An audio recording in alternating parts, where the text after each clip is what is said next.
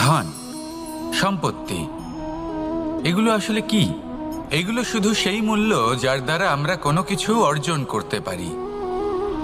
এবার এই ধনের দ্বারা এই সংসারে অনেক কিছু লাভ করা সম্ভব, কিন্তু সেই সব কিছুই শুধুমাত্র ভৌতিক বস্তুই হবে, ভৌতিক সামগ্রী, ভৌতিক সুবিধা।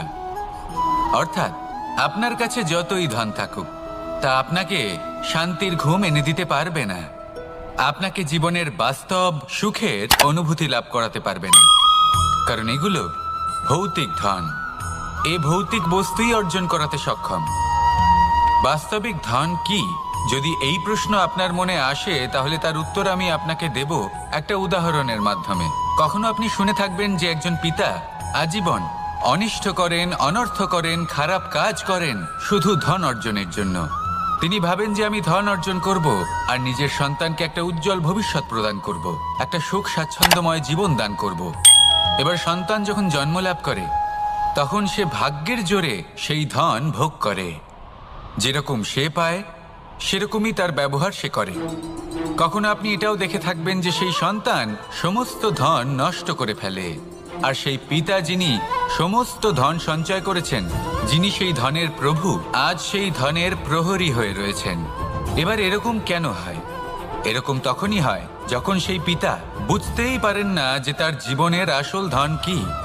সেই আসল ধন তার সন্তানকে সে দিতেই পারে না। যদি পিতা তার সন্তানকে কর্মের জ্ঞান দিতে পারেন, উচিত কোনটা অনুচিত কোনটা সেই শিক্ষা দিতে পারেন, সংস্কারের প্রকৃত শিক্ষা দিতে পারেন, তবে সেটা ধনের থেকে অনেক বেশি গুরুত্বপূর্ণ। এটাই হলো জীবনের বাস্তব ধন। আপনি সেই কথা তো অবশ্যই শুনে থাকবেন, কুসন্তান হলে ধন সঞ্চয় করে কি হবে, সুসন্তান হলে ধন সঞ্চয় করে কি হবে। সন্তান যদি কুপুত্র হয় তাহলে সব নষ্ট করে ফেলবে, আর সন্তান যদি সুপুত্র হয় তাহলে ধন থাকুক না থাকুক, সে নিজেই কর্মের পথে অগ্রসর হয়ে ধন অর্জন করবে আর নিজের জন্য এক উজ্জ্বল ভবিষ্যৎ গড়ে তুলবে।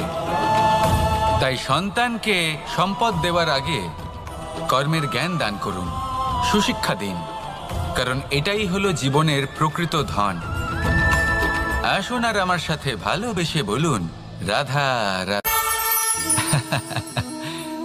হাস্য, হাসি জীবনে অত্যন্ত মূল্যবান হয়।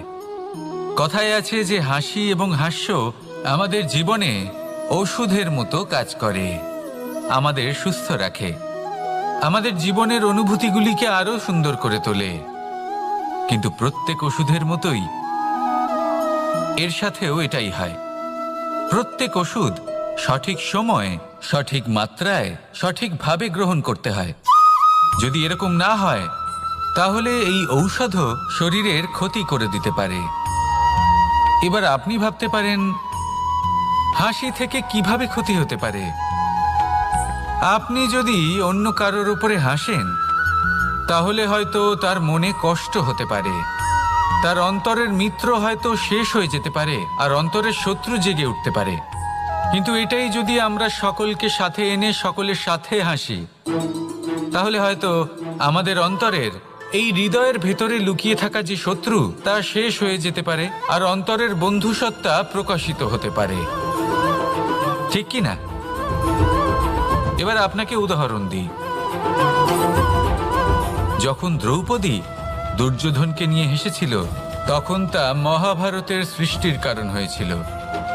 কিন্তু সেইখানেই যখন পার্থ আর মাধব একসাথে বসে মৃদুমন্দ হাসতেন, তখন ধর্ম স্থাপন করা হয়েছিল। তা আপনি কি চান? কাউকে নিয়ে হেসে তাকে আঘাত করতে চান, নাকি সকলকে একসাথে এনে তাদের হাসিয়ে তুলে ধনাত্মক প্রভাব ফেলতে চান? সিদ্ধান্ত আপনার। আসুন আর আমার সাথে ভালোবেসে বলুন, রাধা রাধা। মাঝে মাঝে কিছু মুহূর্তের জন্য চোখ বন্ধ করে ধ্যানের বেদিতে বসে ধ্যান করতে চেষ্টা করুন, আর বোঝার চেষ্টা করুন যে আমরা সর্বপ্রথম কি দেখতে পাচ্ছি, কি অনুভব করছি। আপনি দেখতে পাবেন সবার আগে আপনার চোখের সামনে আপনার দুষ্কর্মগুলিকে, আপনার লুকিয়ে থাকা ক্রোধ, অন্তরের যন্ত্রণা, ভয়, নিরাশা, এই সব কিছুই সবার আগে দেখতে পাবেন আপনি। আর এই সব কিছুই আমাদের দুঃখের কারণ হয়ে ওঠে। এই সব কিছুর সারমর্ম কি? সারমর্ম শুধু একটাই, সেটা হলো এই যে আমাদের এই মন তা কিন্তু দুষ্কর্ম পছন্দই করে না। আমাদের এই মন একটা সুখময় জীবন যাপন করতে চায়, সৎকর্ম করতে চায়। তাই এটাই করুন, শুভ চিন্তা করুন, শুভ কর্ম করুন, ইতিবাচক মনোভাব নিয়ে জীবনে অগ্রসর হন। তারপর চোখ বন্ধ করে অন্তরে দেখতে থাকুন। দুঃখের আভাসই পাবেন না। এই মন প্রসন্নতা এবং প্রেমের দ্বারা পূর্ণ হবে এবং বারবার বলে উঠবে, রাধা রাধা। মানুষের জীবন দেখলে এতে সংকটও আসবে, বিপদও আসবে, অনেক সমস্যাও আসবে। কখনো কখনো এমন সময় আসবে যখন আমাদের আপনজনের থেকে সাহায্য চাইতে হয়। আমরা সাহায্য চাই আর তারা সাহায্য করেও দেন, আমাদের সংকট থেকে মুক্তও করে দেন। কিন্তু যখন এই সময় বদলে যায়, যখন সুখের সময় আমাদের জীবনে আসে, তখন আমাদের মনে একটা অহংবোধ জেগে ওঠে।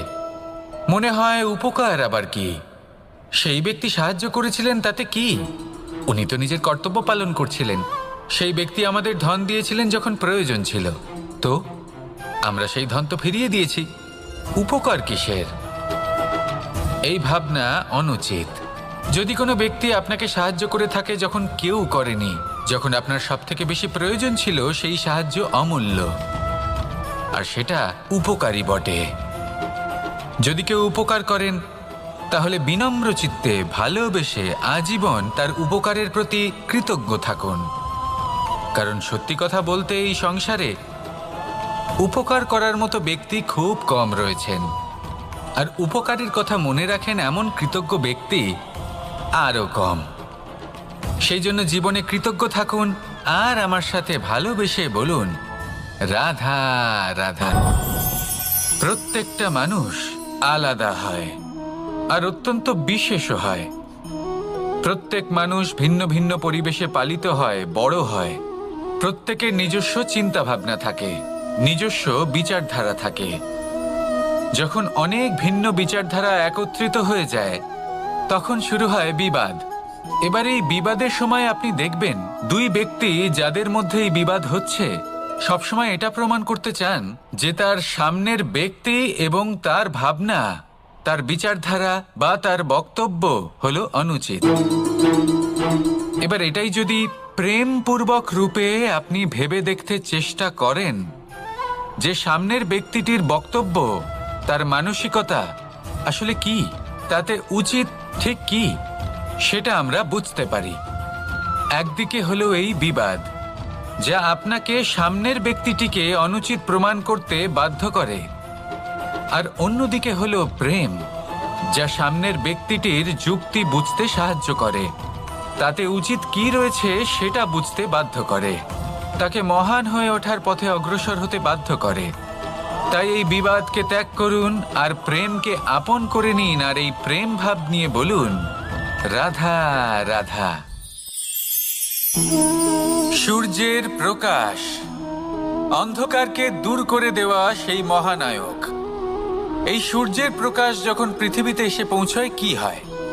এই পৃথিবী জেগে ওঠে, প্রত্যেক প্রাণী জেগে ওঠে, মানুষ জেগে ওঠে, নিজের কর্ম করেন, জীবন যাপন করেন।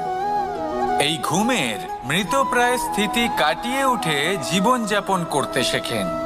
এটাই হলো প্রভাব সূর্যের প্রকাশের। এবার এই প্রকাশ যে সূর্যের থেকে পাই, তিনি কি করেন? তিনি নিজেকে জ্বালান আমাদের জীবন প্রদান করার জন্য। প্রত্যেকটা মুহূর্ত তিনি তাপ সহ্য করেন আমরা যাতে সেই প্রকাশ লাভ করি। এটাই হলো জীবনের সারমর্ম। যদি আপনিও এই সংসারে প্রকাশ ছড়িয়ে দিতে চান, তাহলে আপনাকেও তপ্ত হতে হবে, নিজে জ্বলতে হবে, সেই কর্ম করতে হবে যেটা কঠিন হতে পারে কিন্তু আসলে শ্রেষ্ঠ। তবেই এই সংসারের সেবা করতে পারবেন, সংসারকে পথ দেখাতে পারবেন। নিজের অন্তরের প্রকাশ জাগ্রত করুন, তবেই সেই সকল ব্যক্তি যারা পাপের অন্ধকারে নিমজ্জিত হয়ে আছেন তারা জাগ্রত হবেন। সেই সকল ব্যক্তিকে জাগিয়ে তুলুন, প্রেরিত করে তুলুন সুখী হওয়ার জন্য যারা সুখী হতে পারছেন না। সেই সকলকে প্রেরিত করুন সাফল্য লাভের যারা সফল হতে পারছেন না। নিজের অন্তরের সূর্যকে জাগ্রত করুন, চারিদিকে শুধু প্রকাশই প্রকাশ হবে, জীবনই জীবন থাকবে, আনন্দই আনন্দ থাকবে, আর এই মন বারবার প্রসন্ন চিত্তে বলে উঠবে রাধা রাধা। ছোটবেলা থেকেই আমি গরু চড়িয়ে অভ্যস্ত, সেই জন্য সকলে আমাকে গোপাল নামে ডাকত। কিন্তু গোপাল হয়ে আমি একটা অমূল্য শিক্ষা লাভ করেছি। আমি দেখেছি যে গৌশালাতে অনেক বাছুরের মধ্যে একটি গাই তার নিজের বাছুরকে অবশ্যই চিনে ফেলে। যেখানে সমস্ত বাছুর একই রকম দেখতে এবং প্রত্যেকের স্বরও সমান, তারপরেও সকল বাছুরের মধ্যে নিজের বাছুরকে ঠিক চিনতে পেরে যায় এবং তার সাথেই থাকে। ঠিক এইরকমই কিছুটা হয় আমাদের কর্ম এবং তার কর্মফল।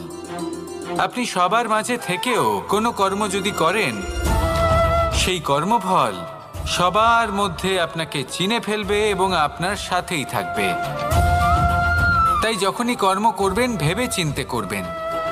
কোনো কর্ম করার আগে একবার ভেবে দেখুন, তাহলে জীবনে বারংবার অনুতপ্ত হতে হবে না। কারণ বিষয়টা কিছুটা এরকম যে এই সংসারে আপনি কাল, কর্মফল এবং সময়, এই তিনের হাত থেকে কখনো লুকোতে পারবেন না, কখনো পালাতেও পারবেন না। আসুন আমার সাথে ভালোবেসে বলুন রাধা রাধা। আভূষণ, কার না ভালো লাগে এই আভূষণ? আমরা পরিশ্রম করি, ধন অর্জন করি আর আভূষণ কিনে থাকি, কখনো নিজের জন্য, কখনো বা তাদের জন্য যাকে আমরা ভালোবাসি, বা তাদের জন্য যাকে আমরা সম্মান করি। হয়তো সেই জন্যই সীতা চূড়ামণি ধারণ করেছিলেন এবং আমি সামন্তকমণি। কিন্তু এটাই কি সেই প্রকৃত আভূষণ যা আপনার মূল্য বৃদ্ধি করে? না। শ্রীরামের আভূষণ হলো ওনার নম্র ভদ্র ব্যবহার। মাতা সীতার আভূষণ হলো ওনার সততা, ওনার নিষ্ঠা, ওনার ত্যাগ।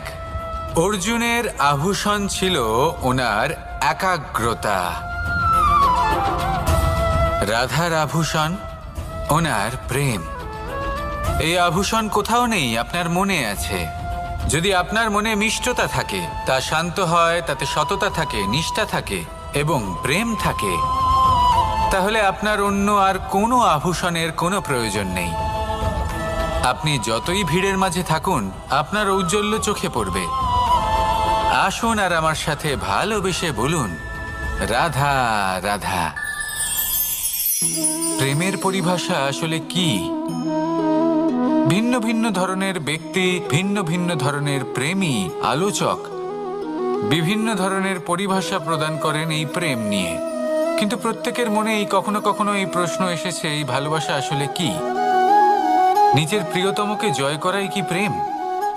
চার হাত এক হয়ে যাবার নামই কি প্রেম? নিজের আবেগ ব্যক্ত করাই কি ভালোবাসা? না।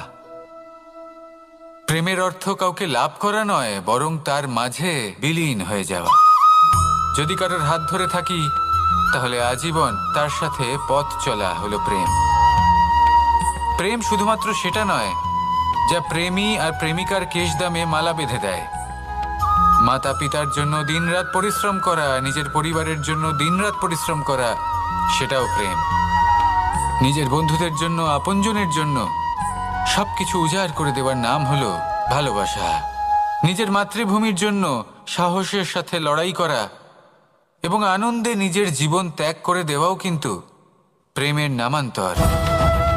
সেই জন্য যারা বুদ্ধিমান ব্যক্তি, তারা কখনো প্রেমের পরিভাষা খুঁজতে চান না, কারণ তারা জানেন যে এই প্রেম কতটা বিশাল। তারা জানেন যে এই প্রেম হলো এক বিশাল সাগর, যাকে নিজের মুঠোয় ধরে রাখা যায় না। সেই জন্য এই প্রেমের সাগরে ডুবে যান এবং সকলকে ভালোবাসতে শিখুন। যদি সবাইকে ভালোবাসতে পারেন, তাহলে তাদেরও কল্যাণ হবে যারা আপনাকে ভালোবাসে, তাদেরও কল্যাণ হবে যাদেরকে আপনি ভালোবাসেন, আর আপনারও কল্যাণ হবে। আর তখন এই মন ভালোবেসে বলবে রাধা রাধা। কামবোধ, এটাই আপনার অন্তরের প্রথম শত্রু।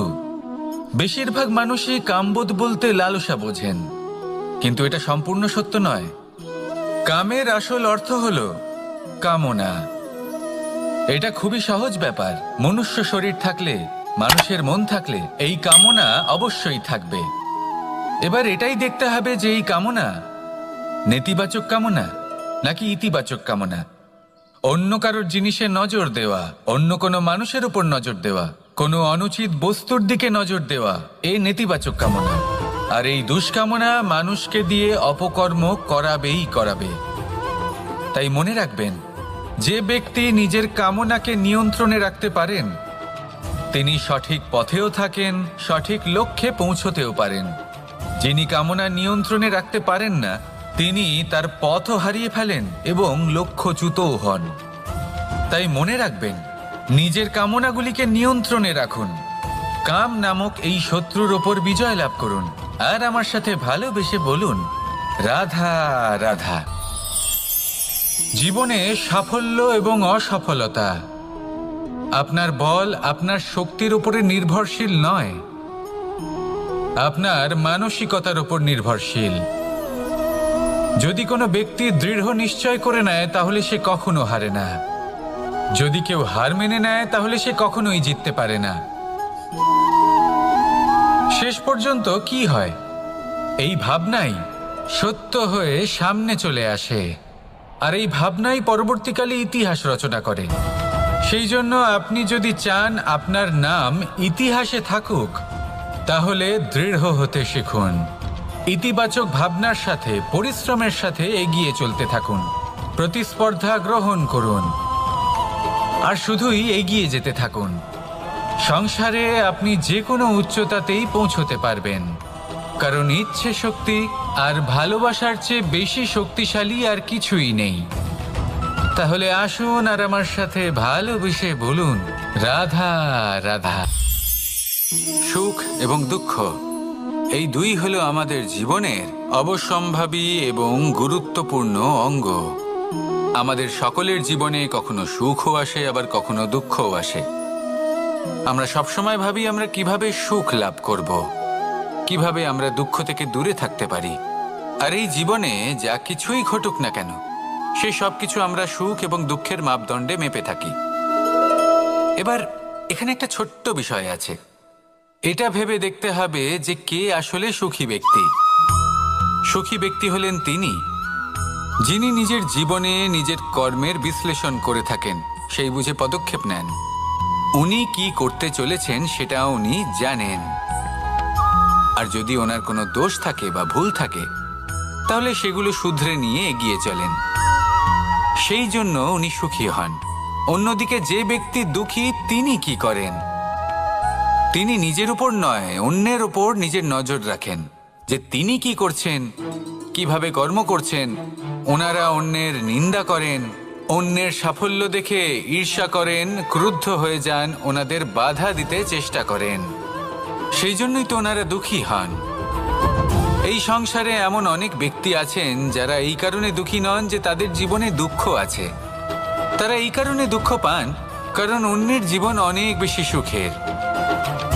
দেখুন, শেষ পর্যন্ত আপনাকে নিজের কর্মের প্রতি মনোসংযোগ করতেই হবে, অন্যের প্রতি নয়। কারণ আপনার জীবনে আপনার কর্ম হলো এমন একটা জিনিস যা আপনার নিয়ন্ত্রণে আছে। নিরন্তর চেষ্টা করতে থাকুন, নিজের কর্মকে বুঝতে শিখুন, শুধরে নিন, নিজেকে শ্রেষ্ঠ করে তুলুন। তখন সাফল্য নিজে থেকে আপনার কাছে আসবে আর এই মন প্রসন্ন হয়ে বলবে, রাধা রাধা।